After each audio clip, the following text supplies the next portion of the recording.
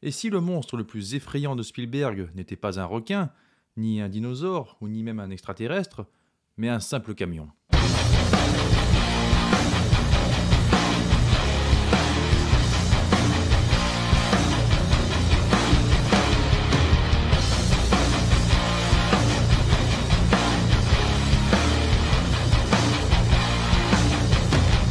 Donc aujourd'hui, vu l'actualité cinéma en cette abominable année 2025, je vous propose un énorme bond dans le passé, parce que voilà, j'en ai marre. J'ai besoin de parler d'un vrai film, fait par un véritable amoureux du 7e art, en plus d'être en ce qui me concerne le meilleur réalisateur de tous les temps, j'ai nommé Steven Spielberg. Et pour lui rendre hommage comme il se doit, je vais revenir sur son tout premier film, dont le titre est aussi simple et basique que son scénario, Duel. Matheson s'est inspiré d'une expérience personnelle où il avait été poursuivi par un camion sur la route après avoir dépassé un chauffeur. Il a ensuite adapté cette expérience en un récit haletant, publié dans Playboy en 1971. Universal et ABC ont vu le fort potentiel de cette histoire et ont décidé de l'adapter pour la télévision dans un premier temps. Mais Duel a rapidement été considéré comme un film majeur et Universal a donc décidé d'en faire une version cinéma en ajoutant 15 minutes de nouvelles scènes, notamment la scène où David Mann s'arrête sur un passage à niveau, pris au piège entre le train et le camion, ou bien une scène dans une station-service où il passe un coup de téléphone. Ces ajouts ont permis de rallonger le film à 90 minutes et de le diffuser sur grand écran, notamment en Europe, où il a connu un immense succès. Le tournage du film devait être expéditif, Spielberg disposait de seulement 10 jours pour tout filmer, mais il a réussi à convaincre la production d'ajouter 3 jours supplémentaires. Il l'a donc tourné en 13 jours, ce qui est un exploit, étant donné le nombre impressionnant de plans et la fluidité du montage. Spielberg a voulu un style ultra réaliste, filmant majoritairement en lumière naturelle, et utilisant des angles dynamiques qui donneront sa signature visuelle au film. Il a aussi beaucoup utilisé des objectifs longs pour accentuer l'écrasement des perspectives et donner une sensation d'oppression au spectateur. Pour rappel, le budget du film est d'environ 450 000 $ pour avoir ce résultat impressionnant, même plus de 50 ans après. À titre de comparaison, l'histoire de Suleiman a coûté 2,8 millions. 450 000 $ pour un chef-d'œuvre du suspense et 2,8 millions pour autre chose. Bref. Pourtant, les deux scénarios sont aussi simplistes l'un que l'autre, sauf qu'il y en a un qui est fait par un réalisateur et un autre qui est fait par un escroc issu de la gauche caviar qui cherche juste à faire passer un message nauséabond. La différence entre l'art et la propagande. L'un te prend aux tripes, l'autre te prend pour un con. Parce que oui, Spielberg se contente juste de nous montrer un automobiliste, un monsieur tout le monde qui se fait poursuivre par un camion durant 1h30, mais le réalisateur est un maître pour transformer une situation simple en quelque chose de palpitant et de captivant, même avec une simple poursuite. Il construit l'intrigue par petites touches en distillant des moments de calme entre les explosions de tension, il donne juste assez d'espoir pour insuffler l'illusion que le personnage principal va échapper au danger pour ensuite le plonger dans un nouveau tourment. Même quand on pense que tout va bien, une nouvelle menace surgit de nulle part, ce qui garde constamment le spectateur en alerte. C'est ce mode opératoire qui maintient constamment le spectateur en haleine, on se demande quel sera le prochain tourment que notre pauvre automobiliste doit subir. L'intro est très bien pensée, elle est aussi exécutée en toute simplicité.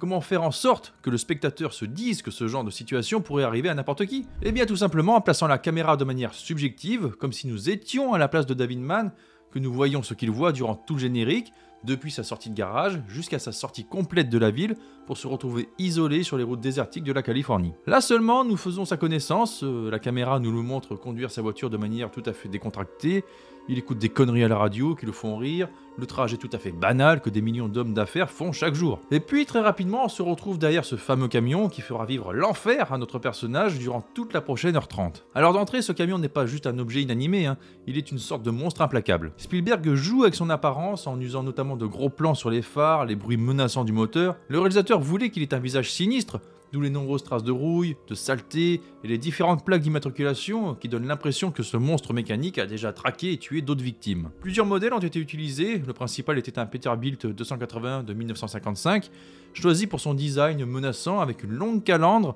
et des phares semblables à des yeux maléfiques. 5 camions ont été utilisés au total, notamment pour la version cinéma, où des scènes supplémentaires ont été tournées. Spielberg a donné des consignes précises sur l'apparence du véhicule, il voulait qu'il soit plus vieux et sale que tous les autres véhicules du film, pour accentuer son côté terrifiant. Et les emmerdes commencent tout de suite. David est asphyxié par la fumée que le camion libère en plus grande quantité qu'un supertanker. Apparemment, l'écologie, c'est pas vraiment la priorité du chauffeur. David décide donc de le dépasser, et c'est là l'origine de l'altercation. Sa mise en scène est juste géniale, le camion décide de le dépasser à son tour, dans un plan qui pourrait presque nous donner un jumpscare. La caméra est en plan serré sur la droite de David, et le camion surgit juste à côté de sa fenêtre dans un énorme fracas de bruit de tôle qui s'entrechoque et de moteur qui rugit, ce qui l'oblige à faire des écarts quand il se rabat devant lui. Et ça y est, le jeu des emmerdements est lancé, tu me doubles, je te double, je ralentis pour te faire chier.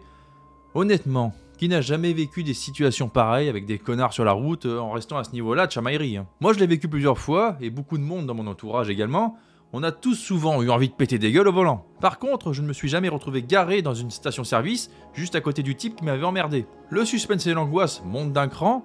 Est-ce que le chauffeur va venir l'emmerder? Est-ce que c'est un dingue armé? Et l'idée de Spielberg, tout simplement géniale, de ne jamais nous montrer le chauffeur, renforce ce suspense. Nous ne verrons que son bras et ses bottes, ce qui renforce le côté inhumain et mystérieux de ce camion. Vient ensuite l'événement qui fait basculer le film dans une autre dimension et fait prendre conscience que le chauffeur en veut directement à la vie de David. Il lui fait signe qu'il peut le dépasser alors qu'une voiture arrive en face. Et là, les événements vont s'accélérer et la première course-poursuite arrive. Spielberg nous montre sa grande maîtrise du point de vue du personnage principal.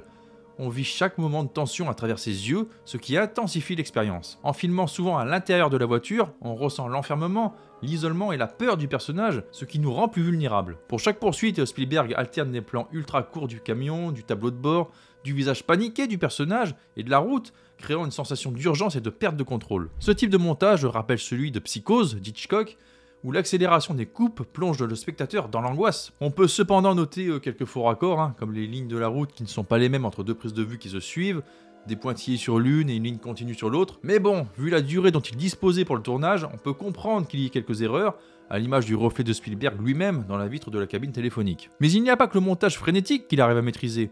A l'inverse, certaines séquences sont filmées en plan long, comme quand le héros est seul dans le restaurant. Cette scène est un chef-d'œuvre de suspense et de tension, et Spielberg y déploie son génie pour manipuler l'attente et l'incertitude. Ce qui la rend si marquante, c'est la façon dont elle mélange habilement la psychologie du protagoniste avec une atmosphère oppressante, tout en construisant un suspense hitchcockien palpable. Tout commence de façon banale, un restaurant, une conversation anodine. On pourrait presque se croire dans un film de huis clos, où le héros se pose une question comme dans un thriller classique. Le protagoniste, David, est fatigué et se réfugie dans un restaurant pour essayer de récupérer un peu de calme. Mais l'ambiance des lieux est étrange. Des regards furtifs, des gestes qui semblent un peu trop insistants, et surtout ce malaise croissant lorsqu'il se demande qui est ce conducteur. Spielberg nous place dans la tête de David, qui commence à douter de ce qu'il voit et de ce qu'il ressent. La façon dont il filme les personnages dans ce restaurant est brillante. Il alterne des gros plans sur David, scrutant chaque visage à la recherche du moindre indice, et des plans plus larges où l'on voit les autres clients du restaurant, tous potentiellement suspects. La caméra fait un travail subtil de suggestion, nous obligeant à nous interroger sur la véritable identité du chauffeur du camion, sans jamais vraiment nous donner de réponse claire. Cette scène ne repose pas sur des actions physiques ou des effets spéciaux, mais plutôt sur l'angoisse croissante qui envahit David.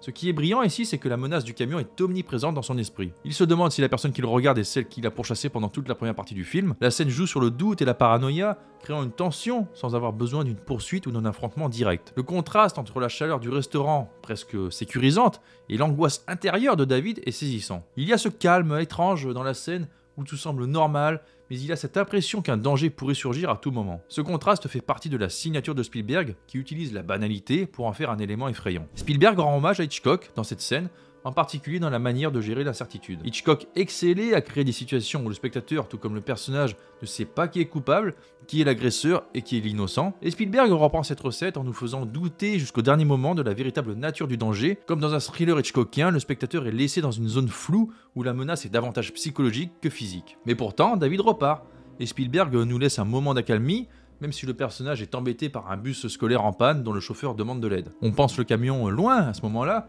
mais la tension remonte brusquement au plus haut lorsqu'il fait de nouveau son apparition. Là, ça devient carrément effrayant car on comprend qu'il traque David, qu'il ne voue désormais son existence qu'à ça et qu'il ne lâchera rien. L'adrénaline fait une brusque poussée et elle devient encore plus forte. Maintenant, il va falloir que David se débarrasse de ce camion et il comprend que ça va aller très loin. À chaque fois qu'une scène semble se calmer, Spielberg fait des coupures abruptes, surprenant le spectateur et maintenant l'intensité.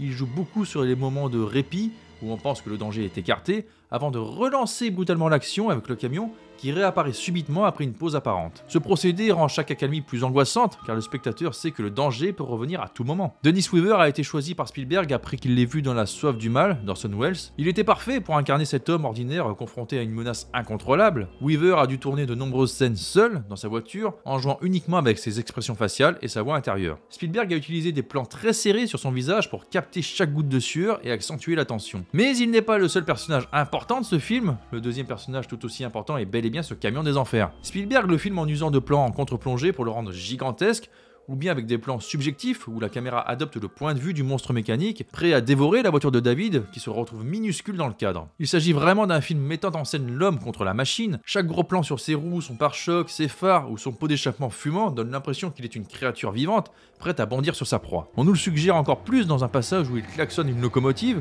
et que la locomotive lui répond, comme si deux monstres de métal communiquaient entre eux, et que la locomotive lui disait « Vas-y, défonce-le bien ». De plus, c'est un monstre impersonnel, un peu comme l'anonymat de la route et l'inconnu derrière le volant, ce qui rend l'attaque encore plus terrifiante. L'un des aspects les plus marquants de Duel, c'est sa fin mémorable. Spielberg voulait que la chute du camion soit grandiose et quasi mystique. Pour cela, la scène n'a pas été accompagnée de musique, Spielberg trouvant plus efficace d'entendre les bruits mécaniques s'éteindre lentement. Il a utilisé le cri de Godzilla, ralenti et mélangé au son du moteur, pour accentuer la sensation de mort du monstre. Il nous présente sa destruction comme la lente agonie d'une créature qui a été mise à terre, il nous montre ses dernières respirations au travers d'un ventilateur qui fonctionne encore, et d'une roue qui tourne encore jusqu'à s'arrêter totalement, marquant la mort de la bête. Le film se termine sur David Mann, épuisé mais victorieux, une scène inspirée des westerns où le héros contemple son duel enfin remporté. Parce que oui, au-delà de la poursuite physique, c'est aussi une chasse psychologique. Le personnage principal se demande constamment si ce qu'il vit est réel ou s'il est en plein cauchemar. Il est pris dans une spirale de plus en plus folle, et chaque moment où il tente de réagir ou d'échapper au camion, il se rend compte que la situation est bien plus grande que lui, et c'est pour cela qu'on comprend qu'il sombre plus ou moins dans la folie à la toute fin, ce qu'il vient de vivre étant totalement irréaliste pour son petit quotidien d'homme d'affaires, tout ceci ne se serait-il pas uniquement déroulé dans son esprit. Pour revenir rapidement sur la musique, cette dernière ne surgit que lors des moments clés, comme dans Psychose pour accentuer la tension. Cette absence crée une immersion totale, laissant place au bruit du moteur du camion, aux sons environnants, et même au silence, qui est tout aussi effrayant. Il a utilisé ce même procédé sur son meilleur film. Le meilleur des meilleurs des meilleurs. Le meilleur, tout film, toute catégorie confondue. Et non, je veux rien savoir, c'est comme ça. Je parle évidemment du Soldat Ryan. Ce film, à la fois sobre et brillant, nous prouve que le véritable génie d'un réalisateur ne réside pas dans la complexité de ses effets spéciaux ou la grandeur de ses scènes d'action, mais dans sa capacité à transformer l'ordinaire en un terrain de suspense inouï. Spielberg développe l'idée de la banalité qui devient effrayante. Il prend une situation ordinaire, une simple route déserte et un conducteur normal, et la transforme en un véritable thriller psychologique. Le camion, objet inanimé au départ, devient un monstre insidieux, menaçant, aussi intangible et implacable que la peur elle-même. Spielberg, avec son regard affûté, parvient à créer une tension insoutenable à travers des détails apparemment anodins et une mise en scène imparable. Il a inspiré bien d'autres films, comme Mad Max, Jeepers Creepers, Une virée en enfer. Quentin Tarantino a souvent cité Duel comme une référence majeure en matière de mise en scène et de suspense. Alors oui, si l'on devait choisir le véritable monstre de Spielberg, il ne viendrait peut-être pas des océans, des jungles ou de l'espace, mais d'une route déserte, d'un moteur rugissant et d'un camion prêt à tout pour anéantir un seul homme. Et pour ça, Duel restera à jamais l'un des chefs-d'œuvre de suspense, où la vraie peur n'est jamais là où on l'attend. Voilà pour ce petit retour sur le film Duel de Spielberg. Dites-moi ce que vous en pensez en commentaire. N'oubliez pas de liker et partager, et moi je vous dis à très bientôt. Salut à tous!